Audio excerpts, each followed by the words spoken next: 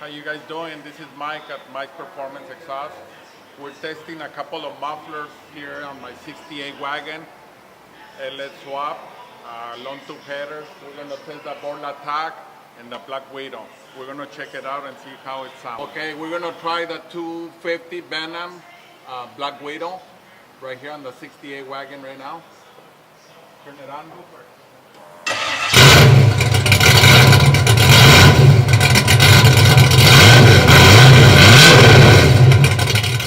Okay, we're testing the Borla Tack Craig muffler right now, how it's sounding.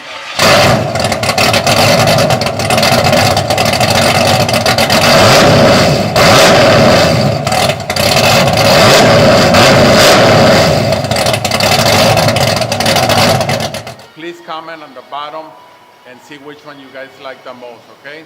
Peace out. Thank you guys.